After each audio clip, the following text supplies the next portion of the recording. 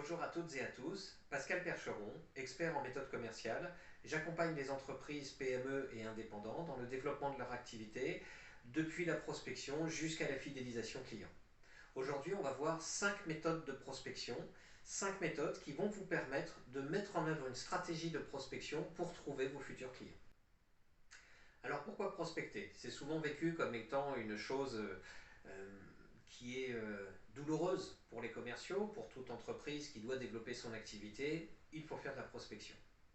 Cette prospection, elle est indispensable parce qu'avant de trouver des clients, il faut bien rencontrer ce que l'on appelle des prospects, donc des gens qui pourraient être intéressés par votre méthode. Il y a différentes façons d'aborder la prospection, le fondamental de la prospection, mais on n'est pas là aujourd'hui pour ça. Je voudrais juste que vous vous posiez des questions, c'est-à-dire votre dernier client ou les derniers clients que vous avez signés, combien a-t-il fallu rencontrer de prospects pour en transformer un en client? Ça, c'est ce qu'on commence à avoir des notions de ROI, Return on Investment, c'est-à-dire quelle est la somme de travail que je dois fournir et la quantité de personnes que je dois rencontrer avant de pouvoir transformer ces personnes rencontrées en clients. Ça, c'est la première question à se poser. La deuxième question à se poser, c'est surtout quels sont les moyens que je dois mettre en œuvre pour atteindre ces prospects. Avant de partir sur les différentes méthodes, les 5 méthodes de prospection que je vais vous présenter dans cette vidéo, je veux mettre un préalable qui est celui de l'organisation. Une prospection, ce n'est pas quelque chose que l'on picore, c'est-à-dire que je ne vais pas essayer d'aller dans la rue et de faire du porte-à-porte, je ne vais pas essayer de faire du phoning, je ne vais pas essayer ceci. Je mets en place une stratégie dans le temps, dans le moyen et dans le long terme, c'est-à-dire que je m'inscris dans le temps, dans une politique de récurrence dans les stratégies de recherche de prospects que je vais mettre en place. Si vous le faites une fois, deux fois, il y a peu de chances que ça fonctionne et c'est normal. Par contre, si vous le faites 3, 4, 5, 10, 15, 20 fois, vous allez acquérir de l'expérience et puis surtout les gens en face vont vous reconnaître par rapport à cette démarche que vous avez. Et c'est là que vous allez commencer à avoir des retombées intéressantes. Deux éléments fondamentaux pour réussir en prospection: la régularité, donc vous devez inscrire sur votre agenda les plages de prospection et surtout ne jamais laisser un rendez-vous, un prospect, un fournisseur, qui que ce soit déplacer votre plage de prospection, tout simplement parce que votre plage de prospection, c'est votre chiffre d'affaires de demain. Et je ne vois pas ce qui justifie le fait que l'on déplace la recherche de son chiffre d'affaires de demain. Je prends l'exemple du pêcheur, celui qui va à la pêche tous les matins avec sa petite pirogue, qui lance son filet. Eh bien, ce pêcheur va ramasser du poisson. Et puis il va trier les poissons, il va en rejeter à la mer, et puis il va garder ceux qu'il a envie de consommer. La technique de prospection, c'est exactement la même chose. Et donc, déplacer cette technique de prospection, c'est exactement comme si vous n'alliez pas pêcher ce matin-là. Comment voulez-vous aller sur le marché pour vendre votre produit de pêche si vous n'allez pas pêcher? La prospection, c'est ça. Donc vous êtes obligé de le faire. Ça fait partie intégrante de votre mission. Donc, organiser cette prospection, c'est marquer sur votre agenda régulièrement toutes les plages de prospection et ne jamais laisser qui que ce soit déplacer vos pages de prospection, parce que si vous déplacez cette plage de prospection, vous déplacez la ressource même de votre chiffre d'affaires. La deuxième chose que vous devez mettre en place, c'est de la mesure. La mesure, c'est quoi? C'est, eh bien, je mets en place une stratégie, je mets en place des actions. Ces actions, je dois pouvoir mesurer leurs résultats. Alors, mesurer leurs résultats, c'est, je fais cette plage-là, pendant 2 heures, je vais prospecter de telle manière. Qu'est-ce que ça m'a rapporté? Information, prospect, développement annexe, etc., etc. Peu importe l'objectif de la prospection, mais vous devez mesurer l'impact de ce que vous avez fait. Histoire de dire ça ne marche pas ou ça marche, mais plutôt grâce à cette plage de prospection, en utilisant telle stratégie, eh bien chaque semaine, je réussis à rencontrer 5, 10, 15, 20 prospects et ça me permet de les transformer en clients par la suite. Alors que vous soyez en B2B ou en B2C, vous devez définir une stratégie de prospection. Cette stratégie de prospection va vous permettre de dire, d'une part, je cible tel type de prospect, parce que je veux vendre telle solution, donc je cible tel type de prospect. Ces prospects sont dans tel type de réseau, dans tel type de fréquentation, dans tel type d'habitude de vie, c'est-à-dire qui je cible, qui je veux rencontrer, où sont-ils, quand les rencontrer, comment les aborder. C'est ça la définition de la stratégie de votre prospection. La deuxième chose que vous devez mettre en place, c'est un choix de stratégie. Vous allez choisir les différentes stratégies, peut-être 3 stratégies que vous allez mettre en place, et surtout définir les budgets que vous allez mettre en place pour anticiper ces stratégies.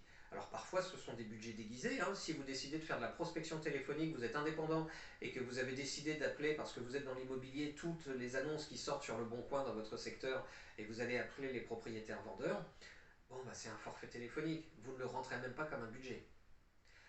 Toutefois, si vous décidez d'aller faire du porte-à-porte dans tel village, tel village, tel village, ça veut dire que vous allez définir aussi une stratégie logistique, de devoir prendre le temps d'aller dans ce village, de revenir, etc.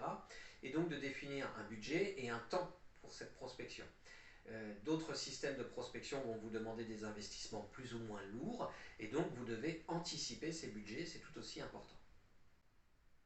Cette méthode aussi a un avantage, c'est de permettre d'identifier les ressources prospects les moins coûteuses par rapport aux ressources prospects les plus coûteuses. L'intérêt est donc de mettre en place une stratégie de départ, de voir et de mesurer cette stratégie, de la tester dans le temps, donc sur 3, 6, 9 mois, d'observer les résultats obtenus, d'observer la compétence que vous avez obtenue et que vous avez gagnée par rapport à cette prospection, mais surtout de la faire évoluer dans le temps. Cet objectif de prospection n'est pas toujours le même. Vous devez avoir ensuite des relais d'affaires, des indicateurs d'affaires qui vont vous permettre d'économiser ces temps de prospection pour lesquels vous allez consacrer beaucoup de temps au départ. C'est bien pour cela qu'en anglais, la prospection se dit farming dans certains domaines. Pourquoi? Parce que tel un agriculteur, vous allez entretenir votre champ et entretenir et faire pousser votre travail. Aujourd'hui, donc, je vais vous présenter 5 stratégies de prospection. Ces 5 stratégies de prospection fonctionnent, ont des résultats, à condition 1 de les anticiper, de les planifier, de les travailler dans le temps, et 2 de vous investir aussi en termes de stratégie à moyen et long terme. On y va? La première des techniques de prospection, la première des méthodes de prospection, et le phoning. Le phoning, c'est simple, on décroche son téléphone, on appelle quelqu'un et on lui propose ses services. Alors, ça fonctionne dans certains domaines, ça fonctionne moins bien dans d'autres domaines, il faut avoir une certaine aisance téléphonique, c'est vrai.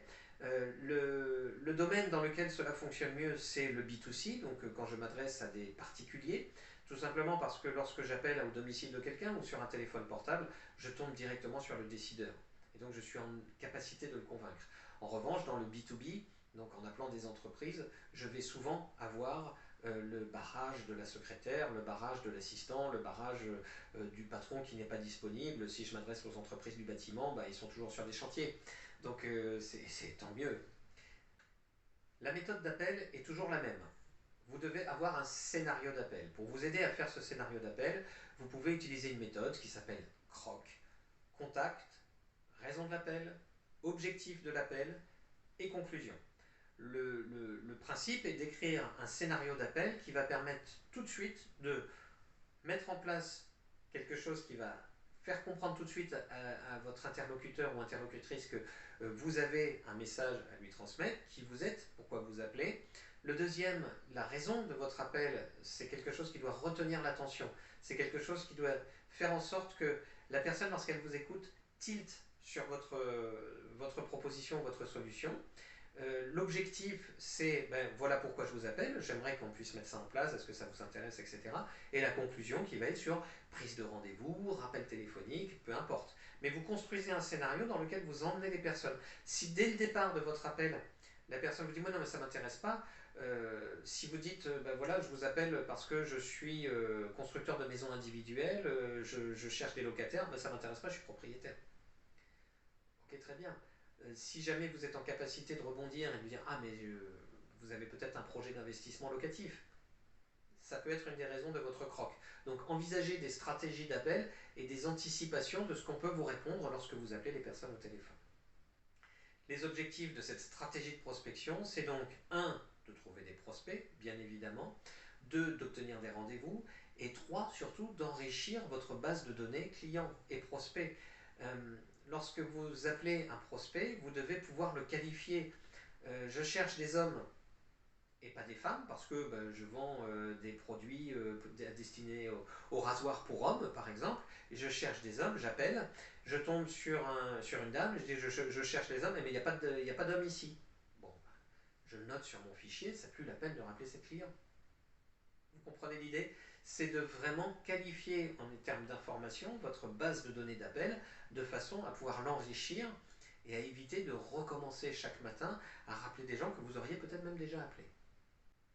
La deuxième méthode d'approche que je vous propose, c'est ce qu'on appelle chez les commerciaux le tap-tap. C'est du porte-à-porte. Vous avez même des commerciaux qui vous disent non, moi le tap-tap, je ne peux plus, etc.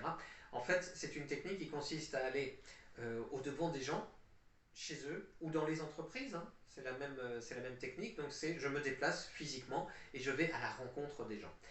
Cette technique, je vous propose une méthode qui s'appelle la méthode IROCA. La méthode IROCA, c'est simple. J'introduis la personne que je suis, donc j'introduis par une phrase d'accroche. Je renseigne cette personne sur une information qui me concerne dans ma solution et pour laquelle je pense qu'il est important que je vienne à la rencontre des gens. Ensuite, j'obtiens, c'est-à-dire l'objectif c'est d'obtenir des informations et de la compétence pour pouvoir euh, retravailler mon fichier de prospection derrière. C'est-à-dire que si je vais à la rencontre des gens, je rentre dans une entreprise, il s'agit d'une standardiste qui me dit bah non, le décideur n'est pas là, il est en congé cette semaine. Très bien madame, est-ce que vous avez son nom? Est-ce que vous avez son téléphone? Est-ce que vous avez son mail? Comment puis-je le joindre? Etc. etc. De façon à pouvoir faire une deuxième campagne d'emailing, de phoning derrière, mais fort d'informations précises et grâce auxquelles vous allez pouvoir dire je me suis déplacé tel jour dans votre entreprise, etc. Enfin, conclusion action de Hiroka, c'est je conclus mon entretien avec cette personne et je lui propose une action qui va être soit de tenir informé, remettre un document, remettre une carte de visite, obtenir quelque chose qui va faire que la personne en face va agir pour moi. Vos objectifs sont donc la prise de rendez-vous, l'obtention de contacts, c'est-à-dire d'informations contacts, et enfin d'enrichir votre base d'informations, votre base de données de prospection qui va vous permettre de pouvoir au fil du temps l'enrichir et vous allez voir que plus vous enrichissez votre fichier de prospection, plus vous allez être fort et reconnu. Et c'est pour ça que ça s'inscrit dans le temps parce que effectivement vous allez pouvoir vous faire jeter la première fois d'une entreprise, mes pauvres, mais à la seconde fois, la secrétaire vous reconnaîtra ou la standardiste vous reconnaîtra, la troisième fois ce sera encore mieux, la quatrième ce sera encore mieux, et un jour on vous ouvrira la porte. En fait, la prospection, c'est de la résilience. Parlons maintenant de quelque chose qui est en vogue depuis une dizaine d'années, qui sont les réseaux d'affaires. Alors on distingue deux types de réseaux d'affaires. Vous avez les réseaux d'affaires et les clubs d'affaires. Quelle est la différence? C'est que, on va le voir après pour les clubs d'affaires, mais dans les réseaux d'affaires, vous n'avez pas les mêmes objectifs que dans des clubs d'affaires. Les réseaux d'affaires, on va les citer, c'est Dinabaye, le MEDEF, le club sportif du coin qui a beaucoup de volume, vous avez même des banques qui organisent ça, des assureurs, vous avez des tas de sociétés qui peuvent proposer des réseaux d'affaires. Dans ces réseaux d'affaires, vous allez pouvoir rencontrer les gens au travers d'événements. Ça peut être l'organisation d'un meeting, l'organisation d'une conférence, l'organisation d'un anniversaire d'une entreprise, etc., etc. Ces réseaux d'affaires-là, vous devez y arriver avec ce qu'on appelle le pitch elevator, c'est-à-dire votre carte de visite orale, c'est-à-dire qui vous êtes, quelle est votre entreprise, quelle est sa promesse consommateur, et bien sûr, quelle est la proposition unique de votre entreprise et le call to action, c'est-à-dire donnez-moi votre carte, on peut peut-être se revoir, etc. Ces rencontres-là sont assez intéressantes et vous permettent de développer un relationnel assez rapidement, que vous soyez en B2B ou en B2C d'ailleurs. L'idée, c'est de construire un réseau de partenaires qui vont être des pointeurs d'affaires vers votre solution. Une des entreprises les plus avancées dans ce domaine-là, c'est Dinabaye. Dinabaye organise des rencontres dirigeants. Ces rencontres dirigeants s'organisent, il y en a plus de 1000 organisées partout en France. Et sur un format d'une demi-journée, vous pouvez rencontrer entre 15 et 30 entreprises assis autour de table grâce à un logiciel de rencontres dirigeants, etc. C'est le système le plus évolué, le plus abouti en termes de rencontres d'affaires, en termes de réseau d'affaires. D'autres solutions existent, elles sont proposées de formes différentes, mais retenez qu'il n'y a pas de récurrence et qu'il n'y a pas certains éléments que l'on va voir dans le club d'affaires immédiatement. Une quatrième méthode de prospection consiste à intégrer ce qu'on appelle un club d'affaires. Un club d'affaires, c'est quoi? C'est un ensemble d'entreprises qui se réunissent au sein d'un club qui a pour vocation la récurrence, c'est-à-dire que une fois par semaine, 2 fois par mois, 3 fois par mois, ces entreprises vont se retrouver régulièrement autour d'une organisation qui va leur permettre de s'exprimer, mais aussi de générer de la confiance, générer du relationnel, générer du réseau et de s'apporter de la compétence. Souvent, les règles des clubs d'affaires, c'est exclusivité de la profession, régularité de présence dans les réunions du club, échange formel et informel entre les membres du club, présentation des entreprises pour des focus qui vont permettre de se développer. On retrouve ces formules au sein du BNI, qui est Business Network International, qui est une des plus grosses licences de clubs d'affaires en France et dans le monde. Vous avez Dinabai qui organise ça. Vous avez aussi des clubs locaux qui peuvent être organisés par des clubs sportifs. Vous pouvez avoir des indépendants qui montent des clubs d'affaires. Bref, la notion de club d'affaires est intéressante lorsque vous voulez vous développer de façon géolocalisée.